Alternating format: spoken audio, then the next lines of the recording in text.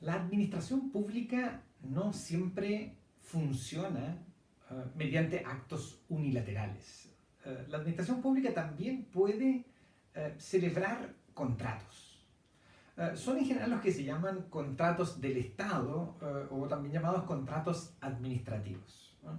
La administración, por ejemplo, necesita bienes para poder funcionar, necesita comprar cosas para poder ejercer sus facultades, sus potestades administrativas y por ende puede contratar con particulares, con privados, la adquisición de bienes o también la adquisición de servicios.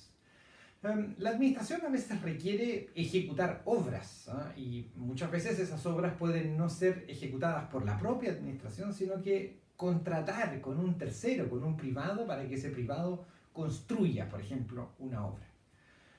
O también puede ejecutar ciertas actividades, ciertas funciones administrativas mediante la generación de figuras contractuales, como por ejemplo las concesiones, para que sea un particular el que provea ese servicio cumpliendo las condiciones estipuladas en ese contrato. Todos estos son lo que usualmente llamamos contratos administrativos. La contratación administrativa es polémica, ¿no? De hecho, algunos autores han mostrado que no hay nada más contrario al derecho administrativo que la contratación, ¿no? El derecho administrativo es un derecho de las potestades y por ende esta idea de que la administración, el Estado, negocie con un particular es, digamos, lo más contrario al derecho administrativo. Pero esas visiones de alguna manera negacionistas de la contratación administrativa digamos, no son la mayoría, ¿no? El Estado contrata constantemente con privados para la ejecución de sus actividades. Pero la contratación con privados, bueno, tiene una cuestión ideológica detrás que muchas veces contamina la discusión sobre contratos, ¿no? Todas la noción, por ejemplo, de privatización en general, ya sabemos, Chile es uno de los países donde se ensayó esta idea de la privatización incluso al máximo, o las ideas sobre desregulación, bueno, son ideas en general que contaminan o que están muy presentes en la teoría de la contratación administrativa, ¿no? Lo que también suele llamarse el New Public Management, es decir, esta idea de trasladarle al funcionamiento estatal la lógica privada, es decir, viendo que algunos ven que la lógica de funcionamiento privado, por ejemplo, en el propio funcionariado, funciona mejor en las empresas, en las actividades privadas. Bueno, la idea es trasladar un poco esa lógica privada a la administración pública, y esto es lo que suele llamarse el New Public Management. Es decir, las privatizaciones, las desregulaciones, estas ideologías sobre transporte, traslación de la lógica privada al ámbito administrativo, ha estado siempre presente en todas las teorizaciones sobre la contratación administrativa y por ende la hacen un tema muy sensible políticamente. Pero por otro lado, el hecho de que la administración o el Estado en general quiera funcionar en cooperación con los privados, bueno, es una cuestión reconocida y que en muchos casos arroja buenos resultados, ¿no? La contratación administrativa tiene problemas, desde luego, ¿no? Uno de ellos, o varios, algunos de ellos los que se han mostrado, por ejemplo, a propósito de cierta captura de la administración por parte del privado, ¿no? Es decir, cuando la administración contrata con un privado, la negociación, las formas en general en que ese contrato se ejecuta, algunos indican, da lugar o puede mostrar un fenómeno de captura, ¿no? El privado captura la administración y por ende la administración hace en buenas cuentas lo que el privado un poco le indica. Recuerden que esto siempre se contrapone con esta figura de la administración actuando a través de actos unilaterales, actos ejecutorios, ¿no? La realización de actividades administrativas por la vía contractual puede generar esta idea de captura. Algunos incluso llaman que en muchas de estas figuras contractuales hay una especie de venta de la propia soberanía, ¿no? Pudiendo la administración pública ejecutar acciones mediante actos unilaterales, bueno, esta idea de contratación es una especie de hipoteca, es una especie de venta del poder soberano de ordenar. Otros indican que, bueno, que cada vez que hay estas negociaciones entre privados y administración, surge o puede surgir la corrupción. De hecho, en Latinoamérica, uno de los problemas más importantes en materia de derecho administrativo son fenómenos de corrupción en contratos. En los contratos se mueve muchísimo dinero y por ende algunos dicen que los problemas que tienen estos contratos es que son un sector especial para que nazca ahí corrupción. Otros incluso también indican que estos son los problemas en general de la contratación, que detrás de los contratos hay a veces transferencias de competencias que son propiamente públicas y que se entregan al privado. Y que se entregan en condiciones a veces no previstas por la propia legislación para la ejecución de esas competencias, ¿no? Y por ende, detrás de las figuras contractuales hay una especie de fuga del derecho administrativo. Otros, en cambio, resaltan los beneficios que tiene la contratación, ¿no? Hay mayor participación, el privado, el ciudadano que tiene su empresa o que gestiona determinados servicios o que vende determinados bienes, bueno, participa en la cuestión pública en cooperación con el Estado. Los contratos administrativos son a veces mucho más flexibles que la actividad unilateral. En muchos de ellos se lidia con la complejidad de los escenarios de una mejor forma que el mero hecho de la ordenación, ¿no?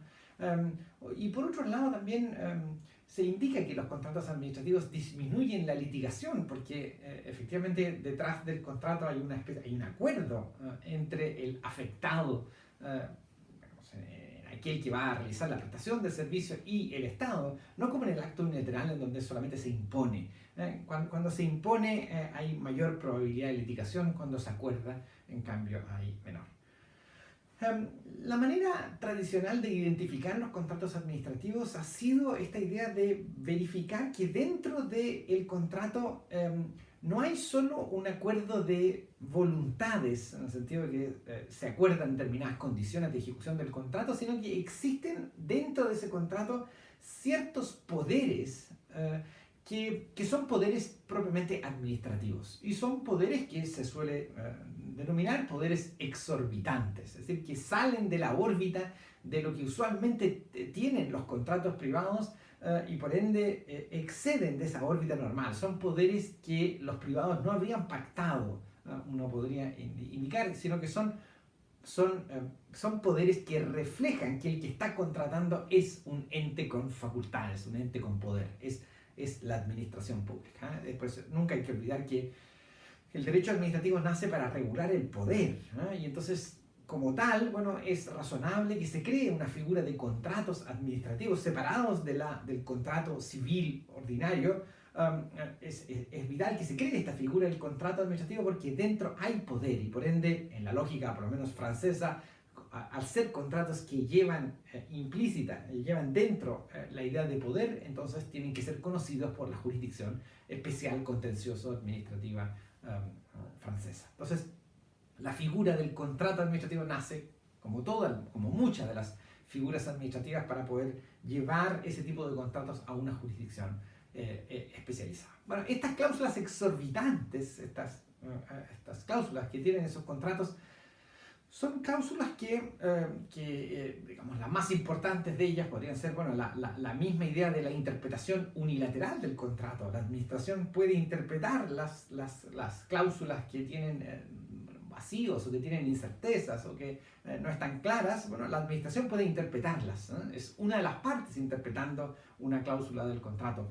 La potestad sancionadora, la administración puede sancionar a la contraparte cuando ésta no ha cumplido o ha fallado en algún aspecto del contrato. Puede a veces terminar unilateralmente el contrato, ¿no?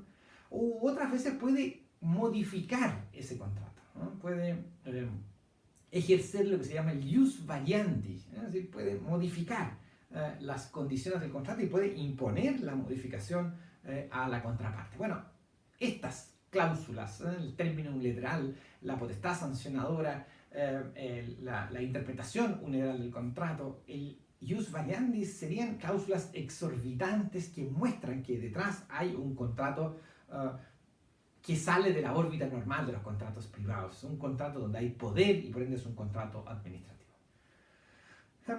Con el tiempo esta idea de cláusulas exorbitantes ha ido modificándose o ha ido variando, porque muchas de estas cláusulas exorbitantes ahora están presentes en contratos civiles, ya no son propias de contratos en que interviene la administración. Y por otro lado, bueno, el análisis financiero, económico de los contratos va dando cuenta que la administración normalmente paga más por los contratos que lo que se paga a través de un contrato privado. Bueno, ¿y por qué paga más? Bueno, una de las razones de por qué paga más es porque son contratos que tienen estas cláusulas exorbitantes, ¿no?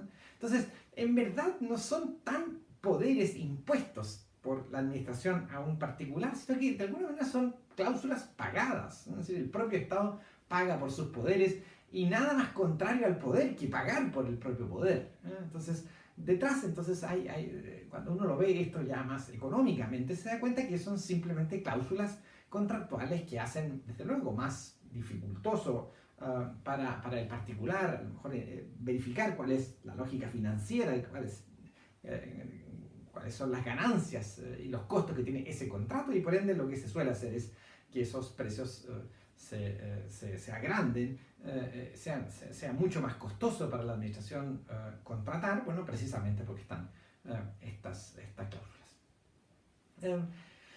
Nuestra legislación, sobre todo la ley 19.886, que es la ley que regula los contratos de bienes, de adquisición de bienes y de prestación de servicios, es una ley general que regula este tipo de contratos de suministro, distingue claramente, y esto lo hacen también otras leyes que regulan otros tipos de contratos especiales, distingue claramente la celebración del contrato y la ejecución del contrato, ¿no?